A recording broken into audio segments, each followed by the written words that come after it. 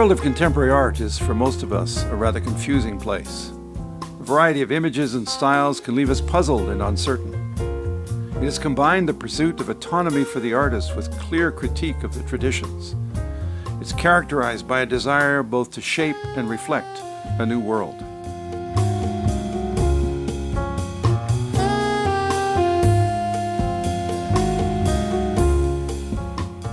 The question before us is whether there is room for religion in that new world.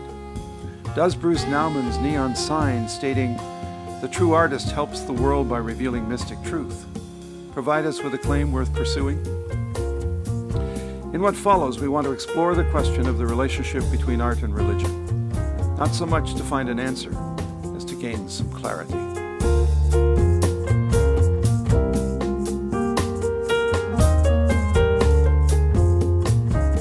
Recently, Imago invited James Elkins of the Art Institute of Chicago to come to Toronto to give a lecture.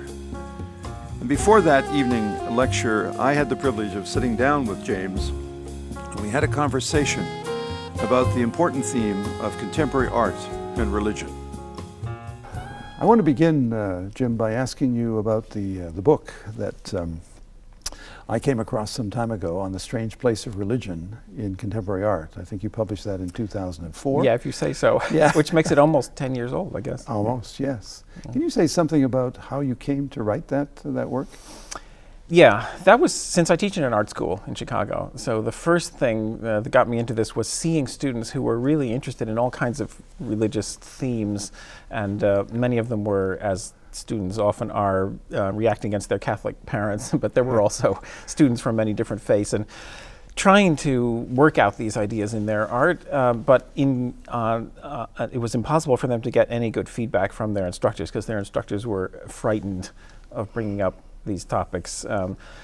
Religion is almost as taboo in contemporary university and art education as some issues around race and identity are, and so these students were basically on their own, and they could get feedback on things like formal elements, how much green they had in their painting and so on, but they couldn't get anyone to talk about the fact that it was a crucifixion or whatever it was. Yeah.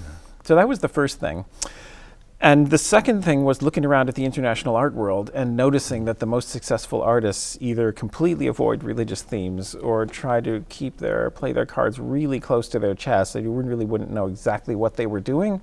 So those were the two things that first got me into it. And as I was pondering this, I noticed that there was something that I hadn't ever noticed before, and that was an enormous community of people who were making religious art outside of the art world and outside of the top art schools, academies, and departments.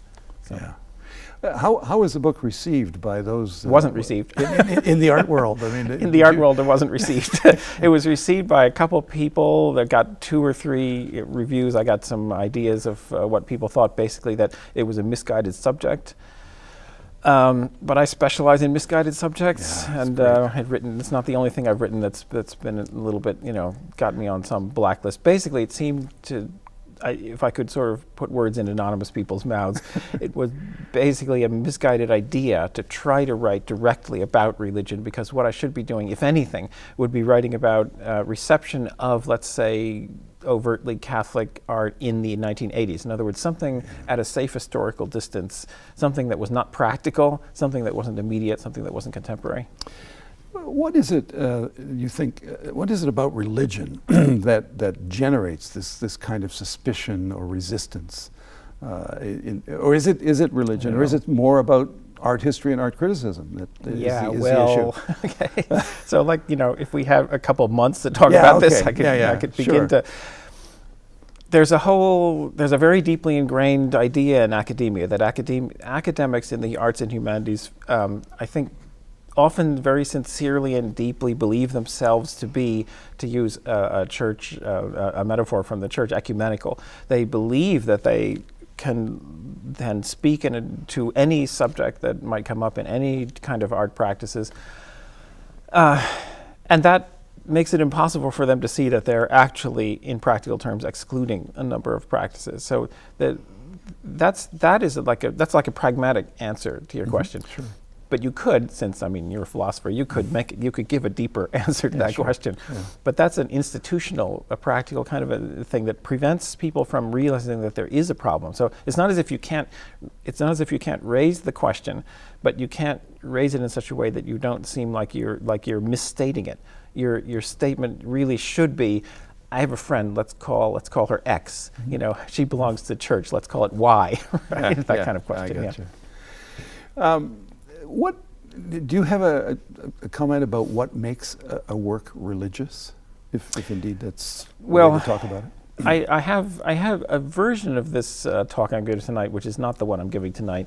I have a preface, and it's also in the book, so you will have seen it, where it seems to me that sometimes discussions about religion and art end up like conversations about pornography, by which I mean no one wants to define it, and because they don't define it, they don't really make any headway. They end up arguing endlessly. So I have a bit in this other version of the lecture in which I say, just for the sake of this conversation, this lecture, or for the length of this, the span of this book, let's just say that what counts as religion is anything that belongs to a named major non-cultic system of belief. So that it has to be attachable to a name like that.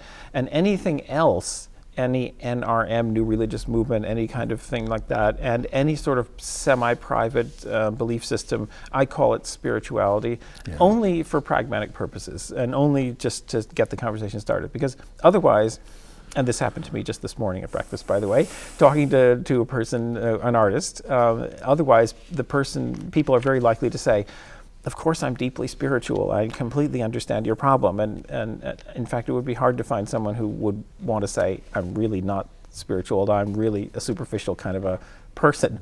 So in order to forestall that and get the conversation started in such a way that it might actually move forward, I'm restricting what I'm saying to artworks that make overt reference to major religious systems. So spiritual is much more acceptable in the art world. It is, yeah. Yeah, only you can't necessarily always say, I'm a very spiritual person. If you're someone like Bill Viola, you can, but there's a special case there because he's also identifies himself as Buddhist. But if you say, I'm just really kind of spiritual and mystic, then you might seem to sort of go off the deep end into New Age stuff, and you, again, be treated skeptically, but that's not what I'm exploring. In one of your books, Pictures and Tears, you talk quite a bit about the work of Mark Rothko, and how so many people have wept in front of Rothko's work. Now, Rothko's work is considered to be spiritual, but not religious. Rothko's work to me is like it's the most interesting, single most interesting example of the last 100 years or so, because Rothko himself was, in his own accounting, a very bad Jewish painter. bad Jew and a good painter, whatever. But he knew his faith was in trouble. And even in the Rothko Chapel, which was, of course, originally a commission to do the 14 Stations of the Cross, even there, he was willing to explore outside of his tradition in order to see if he could salvage something from and for his belief, for his faith. That's the way he talked, that's the way he wrote, and he has there are any number of interviews in which he says things like, I want people to cry, I want people to feel intense, profound emotion, things like that. But that's not why he's in any museum or gallery, and that's not why he fetches auction prices. That all has to do with modernism and Clement Greenberg and abstraction. So he's the best example I know of someone who embodies this division. And the few texts that try to bring these things together. There's one by Leo Bersani called Arts of Impoverishment. It's also about Beckett, and these are very rare texts. And these texts are not, in my experience, widely accepted on either side. They haven't started a conversation that involves both sides, and they're in the minority of texts. Most of the time, Rothko is treated either socially, biographically, politically, and so on, in that kind of social art historical way, or as a modernist. But not as a person of failing faith. In your book, one of the examples that you draw on is a work by Manet, Dead Christ with Angels. Yeah, and we show that tonight. You particularly talk about Thierry Dodeuve, who is a professor of art theory, I believe, in Belgium. He's an art historian, yeah. An art historian. Well, he says this is not a religious painting. Yeah, Thierry's a very interesting person, to put it mildly. He came to an event that I did on religion and art in Chicago, and you probably don't know this, but the talk that he gave, which is not in the book, was entitled come on, people, one more push and we can all become post-Christian. Thierry is waving the flag of the Enlightenment. Yeah, sure. But he's a really interesting art historian. He's very interested in art education as well. And he's virtually the only person that I know, the only art historian, who's tried to figure out when, in the history of Western painting and sculpture and other arts, when was the moment when paintings were no longer things, when artworks were no longer things that could be made to be put in a church and worshipped, and at the same time be part of the conversation about the most advanced art. So where was that point where art for churches became a little bit less avant-garde, a little bit less innovative, and or started commenting more likely that when did it become more likely that an artwork was going to be a comment on religion rather than an instance of religion or an object for religious use? And he says it was the generation of Monet, and it's an eccentric answer, and there's a lot to be said. You can argue it both ways, and it's not an open and shut case, but it is true that Monet was one of the most prominent painters who started playing around in such a way that that if you pay attention to what he's doing, you have to start thinking about him as opposed to what he's representing, the dead Christ or so on. But just to say one more thing about that, you can, if you want to, locate that moment, that troublesome moment, or that branch in the road. You can locate that in the very inception of the Renaissance. And you can go all the way back to Masaccio, because it has also been said that the first complete perspective painting, Masaccio's Trinity in Florence, is, in the end, all about Masaccio, because no one can look at that and really pay attention to it and not be in awe, even now, of what he managed to do with ruler and compass and the fledgling art of perspective at that moment. So. Well, one of the things that is true of 20th century art is not only the resistance to religion, but a resistance to beauty. But we're hearing a lot now about beauty is back. Yeah, we are. And does this mean that this is a kind of inroad of religious sensibility, do you think? Or I don't know. I try to watch this. I mean, I think it's like one of my I feel it's one of my duties to kind of keep the temperature or watch these kind of art world, phenomenon like the revival of beauty.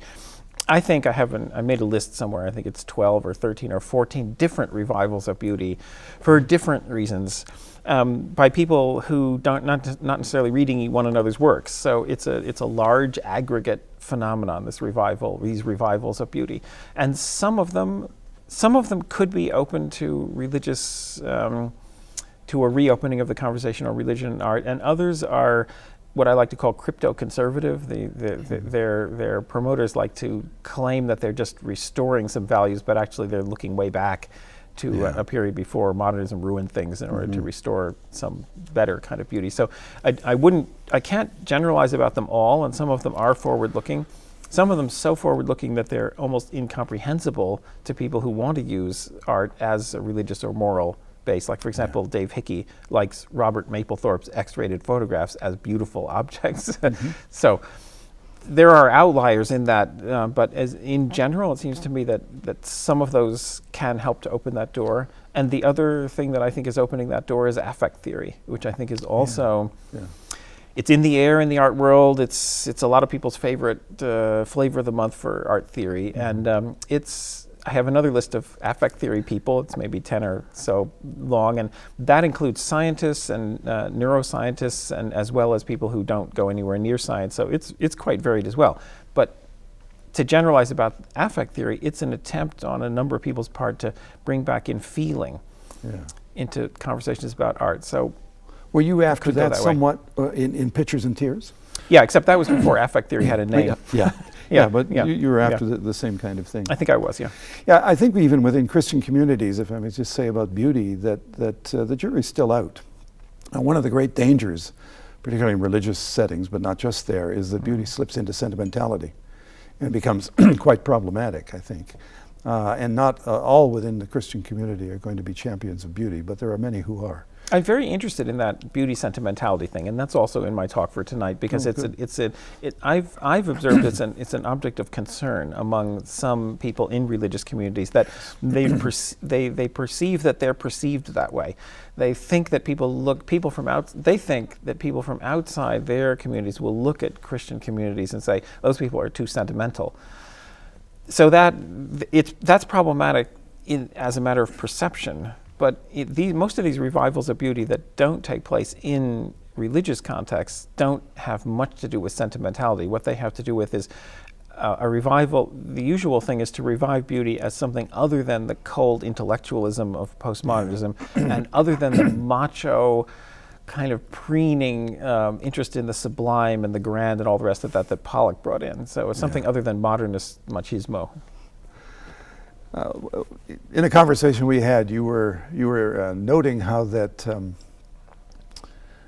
you find that in religious communities there's a greater openness to the conversation about arts and faith than there is in the academic communities or in the university communities, where there's a real resistance to it. So could you just say something about that? Yeah, I've pretty much given up on trying to convince any of my colleagues, or is that competitors in other universities, that this is an interesting subject to pursue in the ways that I want to pursue it. I've pretty much given up. There are anthropologists and sociologists of religion and people like David Morgan that are open to this, but art historians generally in disciplinary terms aren't.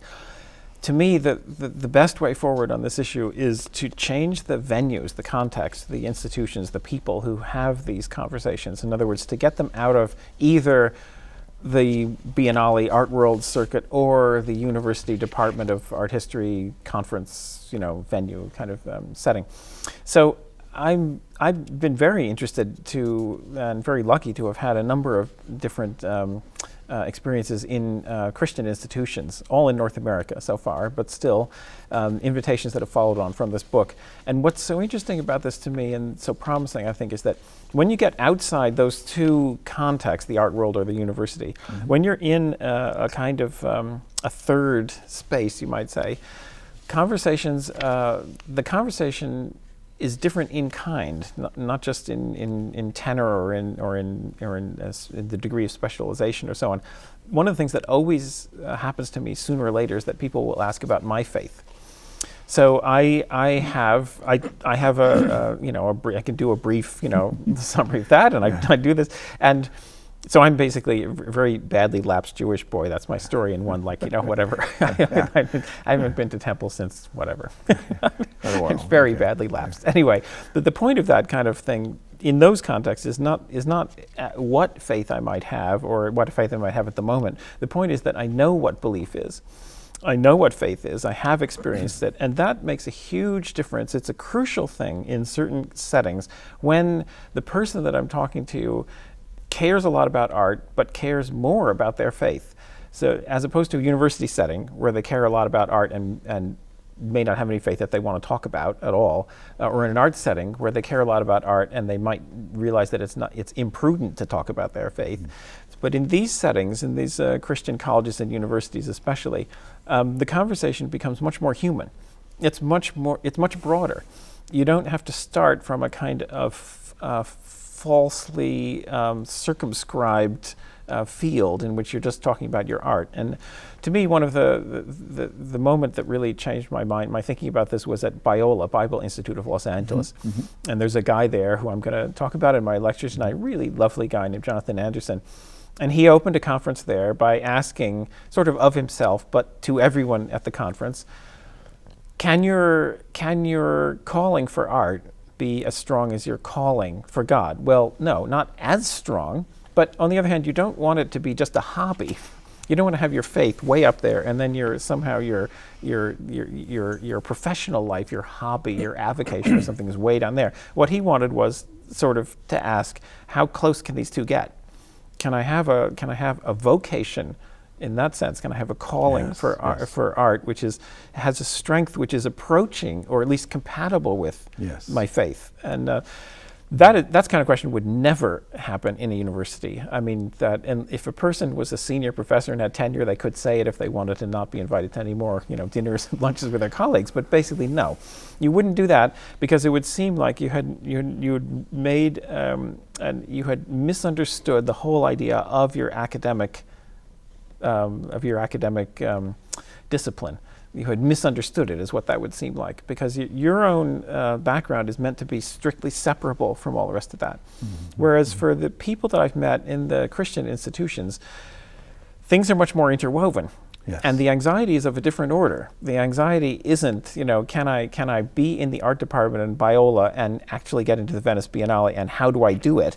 Give me a list, right? That's not the anxiety. That is, yes, they do want to get in the Venice Biennale, yes, but it's not so much of that as it is how seriously can I take these two things if I think about them together, as opposed to separating themselves. Yeah, there's a long tradition within Christianity where it's seen that these two things can be in competition, and art can lead you to idolatry, or it can take over your life in a way that, well, actually should be reserved for God, as it were.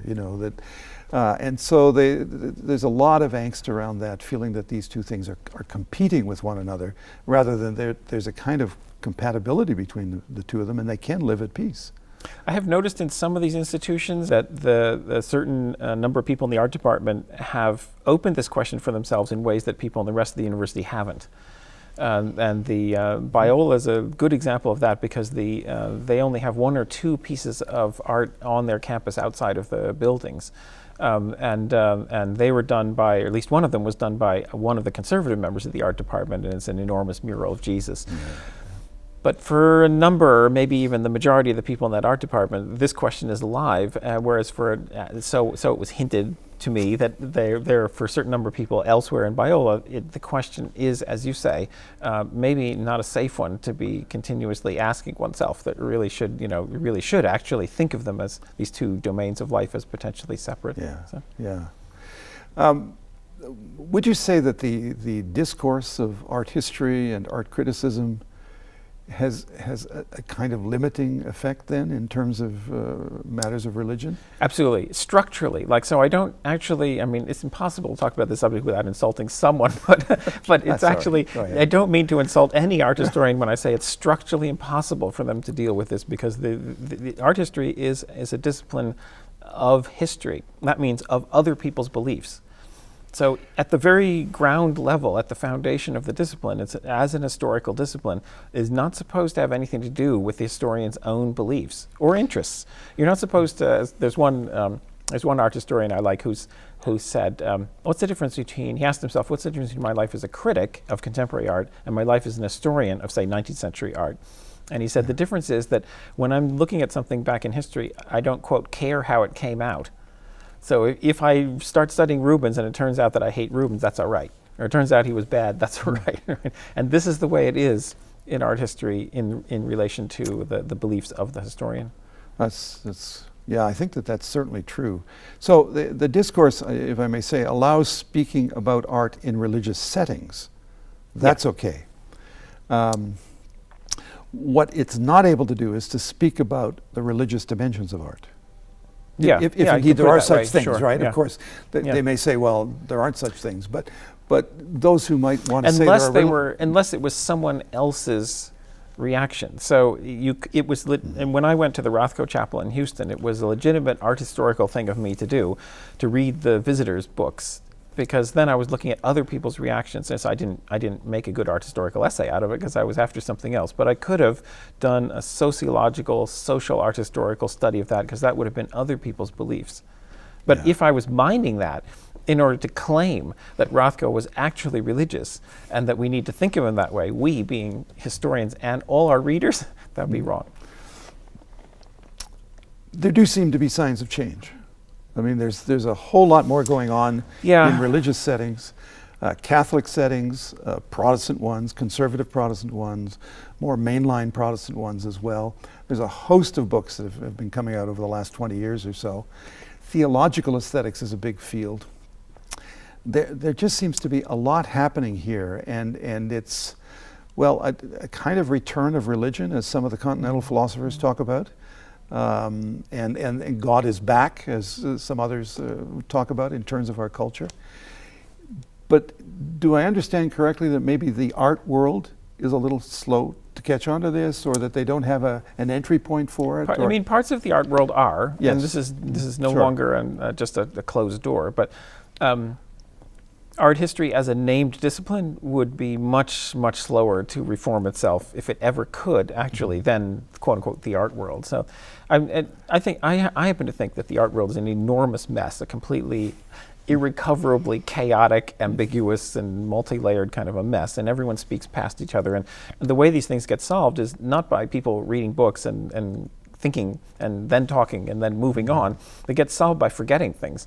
So if you were to come back in 50 years and look at art history might have just gone away. Visual studies, for example, is one of its big rivals. Yeah. And the same kind of thing with the current self-understanding of the art world that in relation to religious values. It might just melt. It might just go away. Well, I must say I very much appreciate the spirit with which you come to this conversation, meaning the conversation about art and religion. I want to ask you what motivates you, what drives you to keep up this conversation? It's really, in the end, it's the students and younger artists that I see not being, on the one hand, everyone tells them you have to be as articulate as you can, and that's what MFA programs are supposed to do, and PhD programs for artists, which I'm also interested in, that's what they do. And so on the one hand, there's just a flood of words that they're supposed to be mastering. On the other hand, there are entire areas, and from my point of view, religion is the biggest one, but not the only one, about which they're meant to say nothing. And they have, unfortunately, really bad models for this. Jasper Johns, not talking about religion here, but just talking about the virtues of being mute. He's a great model for how far you can go in your career when you refuse to say anything. So there are a lot of models for either speaking nonsense or not speaking at all, and that continues to bother me because it's bad for the artists because it can be unpleasant, or even it can be painful to have to continuously not say what you want to say. But it's also incoherent in that sense, that because you find people who are hyper eloquent about the composition that they're making, or what installation art is in 2013, and then have nothing to say about the fact that there's actually a painting of Jesus there that they've done. Right. Let me ask you this finally, Jim. You're very strategically located, not just at the School of the Art Institute of Chicago, but your network in the world of art history and the many books that you've published. But this question of religion, you seem to be not entirely alone, but there are not many people who are treating this. Yeah, fair. Where would you like to see this conversation go, and what? I'm deeply pessimistic about the possibility of actually doing anything with this subject, and a couple of others that are like this, these kind of anathema subjects. But for me, the most interesting thing that could happen would be if some people from, let's just say, Biola, because I've mentioned them, would go to the next conference at, let's say, Princeton, which is supposedly about these issues, and sit in the same room and actually talk to each other. There are all kinds of conversations waiting to be had, which seem to one side to be impossible. That from the Biola point of view, no one will take us seriously, and these are not people of faith and so on, and it's impossible, we can't cross that bridge. And then from the other side, impossible because it's asked and answered. Oh, we already know about these people. We know how religious discourse is constructed, so we don't need to invite them. We can invite our friends, the experts. And so from those two different kinds of supposed impossibility, it would be great to have some kind of convergence. And the result, I'm sure, would be entirely incoherent, but it would be a new, interesting kind of incoherence as opposed to the one we have now. It's great. Yeah. Well, I don't know if there'll be incoherence in terms of what happens here tonight, but it's really about opening up that conversation. Yeah, that's what we want to do. Yeah. I want to thank you for taking some time to do this interview. Yeah. It's great. Thank you very much. Thank you.